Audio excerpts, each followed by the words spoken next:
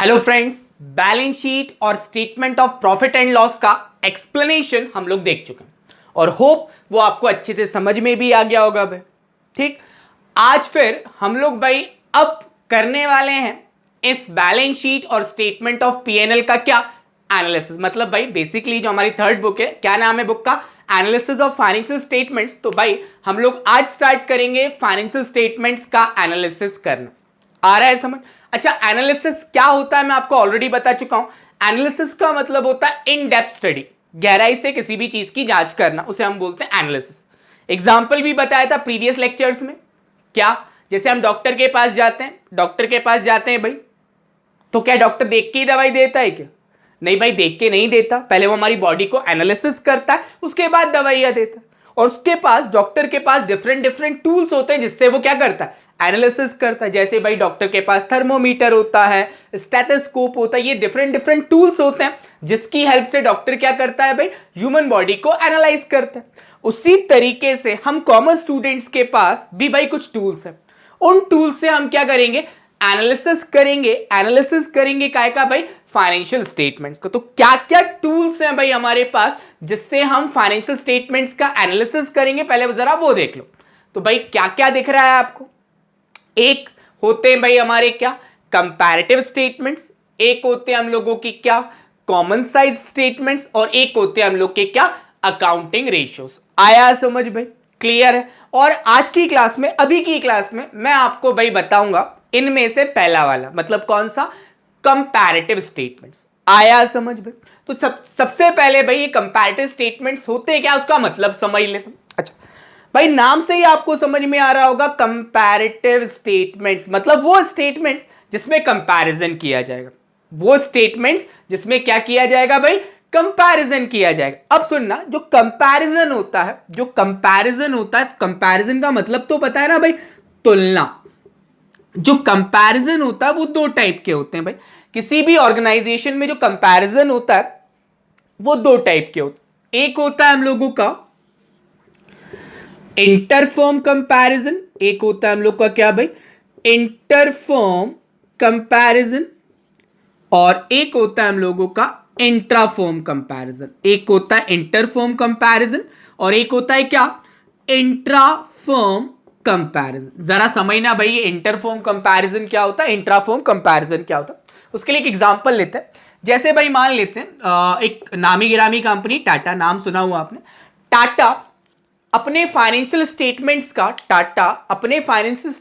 का कंपैरिजन, तुलना अगर किसी दूसरी बड़ी कंपनी, लेट सपोज रिलायंस के साथ करती है। टाटा अपनी फाइनेंशियल स्टेटमेंट्स का कंपैरिजन एक दूसरी कंपनी के साथ करती है जिसका नाम है रिलायंस, तो इसे बोलेंगे हम क्या, इंटरफर्म कंपैरिजन। क्या बोलेंगे इसे भाई हम लोग, इंटरफर्म कंपैरिजन। जब कोई भी ऑर्गेनाइजेशन अपने फाइनेंशियल डेटा का, फाइनेंशियल स्टेटमेंट्स का कंपैरिजन किसी दूसरी कंपनी, किसी दूसरी ऑर्गेनाइजेशन के साथ करती है, उसे बोला जाता है क्या, इंटरफर्म कंपैरिजन। समझ आया भाई? तो इंटरफर्म कंपैरिजन क्या होता है। अब सुनना, दूसरा क्या है भाई, इंट्राफर्म कंपैरिजन। अब ये इंट्राफर्म कंपैरिजन क्या होता है, जब कोई कंपनी अपने करंट ईयर के फाइनेंशियल स्टेटमेंट्स को कंपेयर करती है अपने प्रीवियस ईयर के फाइनेंशियल स्टेटमेंट्स के साथ।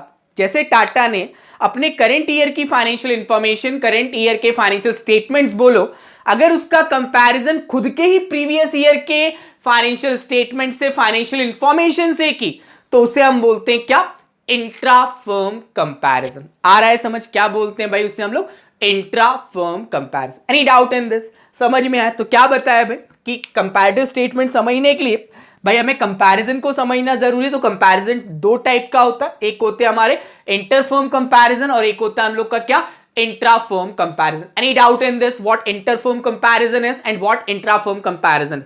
लेकिन बेसिकली 12th अकाउंटिंग में भाई हम लोग को ये वाला पढ़ना है, क्या, इंट्राफर्म कंपैरिजन। और ये जो इंट्राफर्म कंपैरिजन है, इसमें हमें भाई करंट ईयर के फैक्ट्स एंड फिगर्स को कंपेयर करना पड़ेगा, तुलना करनी पड़ेगी उसके उसी कंपनी के प्रीवियस ईयर के फैक्ट्स एंड फिगर्स है। Any doubt in this? तो समझ में आया भाई कंपैरेटिव स्टेटमेंट्स क्या होते हैं?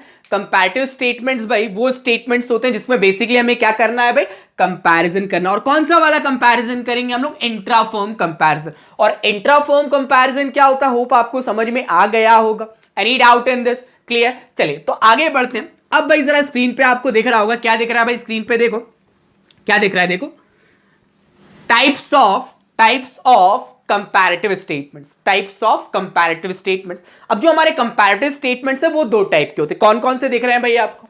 एक आपको दिख रही है कंपैरेटिव बैलेंस शीट और एक आपको दिख रही है क्या, comparative statement of profit and loss. दिख रहे हैं भाई?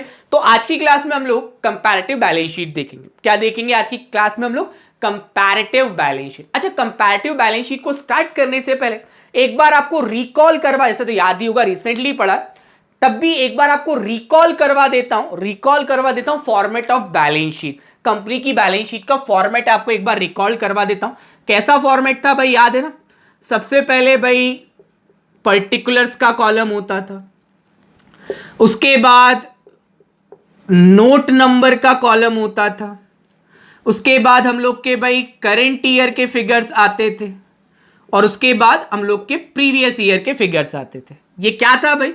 ये हम लोग की थी, ये हम लोग का फॉर्मेट था काय का, कंपनी की बैलेंस शीट का। तो it is format of companies balance sheet. ऐसे ही होता था ना भाई कंपनी की बैलेंस शीट का हम लोग का फॉर्मेट, पर्टिकुलर्स, उसके बाद नोट नंबर, उसके बाद करंट ईयर के अमाउंट्स, देन प्रीवियस ईयर के अमाउंट। क्लियर है? अच्छा, अब भाई आपको दर्शन करवा देता हूं मैं कंपैरेटिव बैलेंस शीट कैसी दिखती है।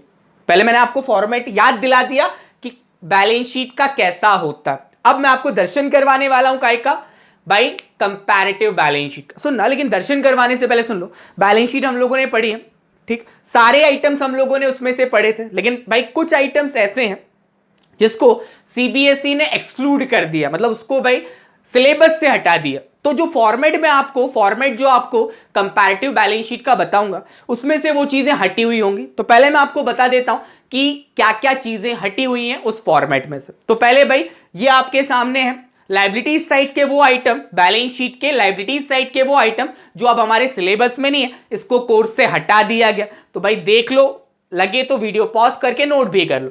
आ रहा है समझ? क्लियर है? समझ आ गया? अब अपन देखते हैं भाई क्या, अब अपन देखते हैं क्या, एसेट साइड के आइटम। तो ये भाई एसेट साइड के वो आइटम है जो अब हमारे कोर्स का पार्ट नहीं है। क्लियर?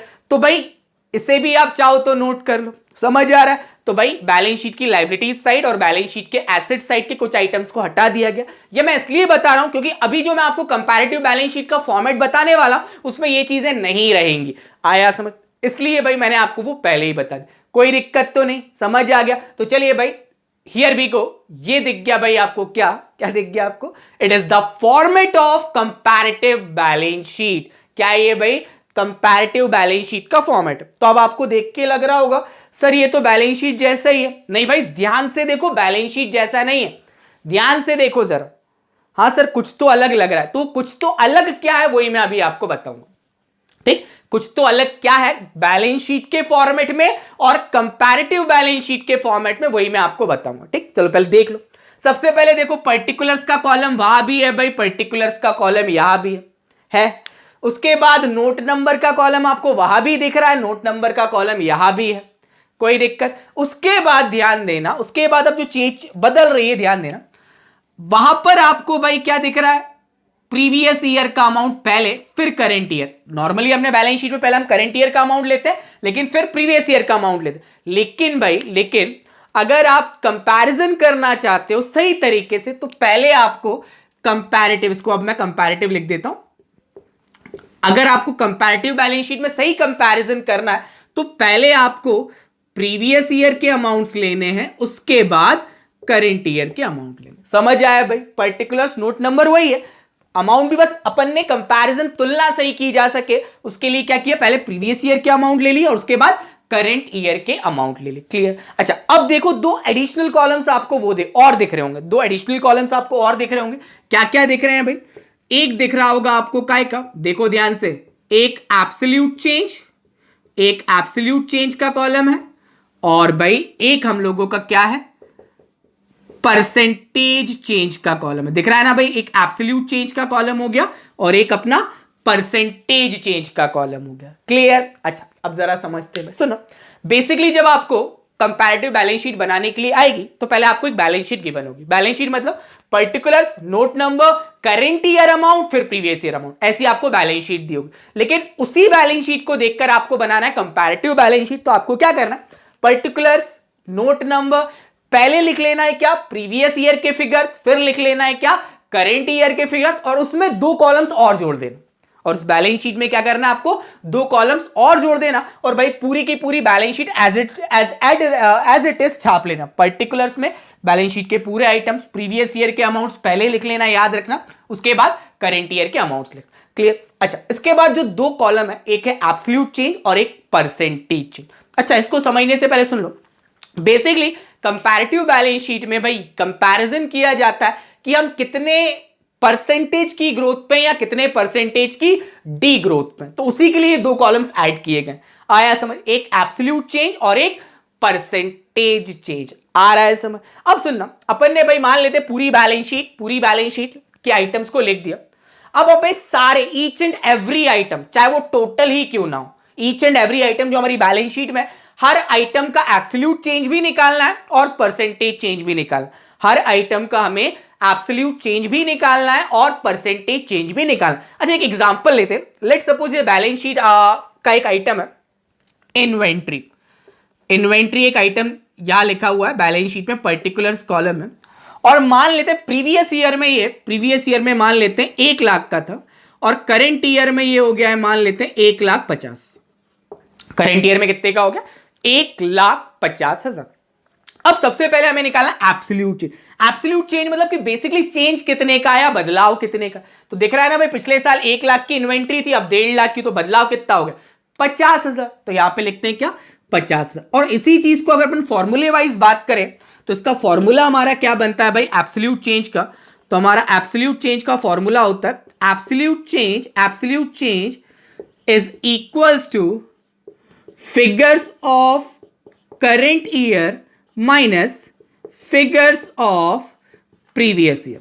क्लियर है भाई? तो हमारा करंट ईयर का फिगर क्या था भाई, करंट ईयर का फिगर था हम लोग का 1.5 लाख, 1,50,000, माइनस प्रीवियस ईयर का क्या फिगर था, 1 लाख, तो यह लिखा 1 लाख। तो ये आ गया भाई हम लोग का क्या, 50,000। It is what, it is the absolute change. Any doubt? Absolute change भाई कैसे निकाला? अच्छा, अब हमें निकालना है भाई परसेंटेज चेंज। क्या निकालना है, परसेंटेज चेंज। अब ये परसेंटेज चेंज कैसे निकालेंगे भाई, मतलब कितने परसेंट का बदलाव आया, कितने मतलब भाई चेंज आया 50,000 का चेंज आया, लेकिन कितने परसेंट का चेंज आया वो निकालना है। तो उसके लिए भी हमारा एक फॉर्मूला है। ठीक, अब वो फॉर्मूला क्या है परसेंटेज चेंज का, वो बता रहा हूं। ठीक, ध्यान देना। Formula to calculate the percentage change को कैलकुलेट करने का हमारा एक फॉर्मूला है। It is equals to absolute change divided by figures of previous year multiplied by 100. It is the formula to calculate what, percentage change. अच्छा, अब मैं भाई यहीं पे इसका percentage change निकाल के दिखाता हूं। सबसे पहले ध्यान देना, सबसे पहले भाई एब्सोल्यूट चेंज कितना है, इन्वेंट्री का एब्सोल्यूट चेंज कितना है, 50,000। तो यह लिखा मैंने 50,000 divided by figure of previous year का ही लेना है भाई। प्रीवियस ईयर का फिगर कितना, 1 lakh, 50,000 divided by 1 lakh multiplied by 100। आ रहा है समझ? और अगर मैं इसे सॉल्व करूं तो ये कितना आया भाई हमारा, ये आया हम लोग का 50%। तो यहां पर लिख देंगे परसेंटेज चेंज में हम लोग 50। Any doubt in this? तो ऐसी तरीके से जितने भी आइटम है, चाहे इन्वेंट्री हो, चाहे कैश हो, चाहे आपका शेयर कैपिटल हो, कुछ भी हो, हर आइटम के हमें पहले क्या निकालना है, एब्सोल्यूट चेंज निकालना और परसेंटेज चेंज निकालना। आया समझ? इस तरीके से भाई हम लोग की पूरी कंपैरेटिव बैलेंस शीट बन जाएगी। Any doubt? अच्छा, एक चीज और खास बात ध्यान देना, कभी कभी ऐसा भी हो सकता है कि मान लेते हैं अगर प्रीवियस ईयर का अमाउंट 1.5 लाख होता और करंट ईयर का 1 लाख होता, मतलब पिछले साल इन्वेंट्री 1.5 लाख की थी और आप कितने की हो गई, 1 लाख, मतलब क्या हुआ, गिरावट आई ना भाई, कितने की, 50,000। तो उसको अगर फॉर्मूले में रखोगे आप तो आंसर हमारा 50,000 नेगेटिव में आएगा ना भाई। क्या बता रहा हूं, जैसे मान लेते हैं करंट ईयर का अपना भाई 1 लाख है, और प्रीवियस ईयर का 1,50,000 है क्या इन्वेंट्री। अब इसे सॉल्व करोगे अगर आप तो आपका आंसर नेगेटिव में आएगा ना भाई 50,000। तो नेगेटिव में अगर आएगा तो भाई उसको अपन यहां पर ब्रैकेट में शो करेंगे। अगर नेगेटिव में कोई भी अमाउंट आता है तो उससे अपन क्या करेंगे, ब्रैकेट में शो करेंगे। एनी डाउट इन दिस, समझ आया भाई। बट अपना जो अभी अपन ने एग्जांपल लिया था उसमें भाई अपना आंसर नेगेटिव नहीं आया। क्लियर। इस तरीके से हम भाई पूरी बैलेंस शीट की एब्सोल्यूट चेंज और परसेंटेज चेंज निकाल लेते हैं। कोई दिक्कत तो नहीं, समझ आ गया अच्छे तरीके से। इसके कुछ न्यूमेरिकल्स मैं भाई आने वाले वीडियोस में आपको करके भी बताऊंगा कि किस तरीके से उसे बनाया जाता है। अब मैंने अभी सिर्फ एक छोटा सा एग्जांपल के हिसाब से आपको समझा दिया कि कंपैरेटिव बैलेंस शीट कैसे बनाई जाए। जितने भी आइटम्स इसके अंदर सभी का, जैसे एक और एग्जांपल के लिए एक और छोटा सा आइटम ले लेते हैं। लेट सपोज इन्वेंट्री के बाद अपन ले लेते हैं अपना क्रेडिटर्स। लेट सपोज एक छोटा सा आइटम है क्रेडिटर्स। अब क्रेडिटर्स जो है, मान लेते हैं भाई क्रेडिटर्स जो है वो थे अपने पहले प्रीवियस ईयर में 10,000 और करेंट ईयर में हो गए 15,000 हो गए। सेम भाई क्या करना है, सबसे पहले एब्सोल्यूट चेंज निकालना है। कितने का चेंज आया है भाई, 5,000। पॉजिटिव या नेगेटिव, पॉजिटिव। क्यों, क्योंकि करेंट ईयर में से 15,000 में से अगर आप प्रीवियस ईयर 10,000 माइनस करोगे तो ये क्या आएगा, 5,000 आएगा। और इसी तरीके से भाई इसका एब्सोल्यूट चेंज अगर अपन निकालेंगे तो क्या हो जाएगा, इसका एब्सोल्यूट चेंज जरा देखना कैसे निकालेंगे, सॉरी परसेंटेज चेंज निकालेंगे तो कैसे निकालेंगे जरा देखना। सबसे पहले भाई क्या एब्सोल्यूट चेंज हमारा कितने का है, 5,000 divided by figure of previous year. Previous year का फिगर कितना है, 10,000 इंटू 100। तो ये कितना आएगा भाई, अगेन इट वुड बी 50%। समझ आ रहा है भाई। तो सबसे ज्यादा इजी टॉपिक है हम लोग के भाई ये 12th अकाउंटेंसी का। आया समझ, कोई दिक्कत तो नहीं, मतलब मुफ्त के नंबर इसमें होते हैं। तो भाई होप आपको कंपैरेटिव बैलेंस शीट अच्छे से समझ में आ गई होगी। बाकी इसके जब न्यूमेरिकल्स हम लोग करेंगे तो और अच्छे से आपको समझ में आ जाएगा। Any doubt in this? तो आज के लिए इतना ही है। Thank you very much.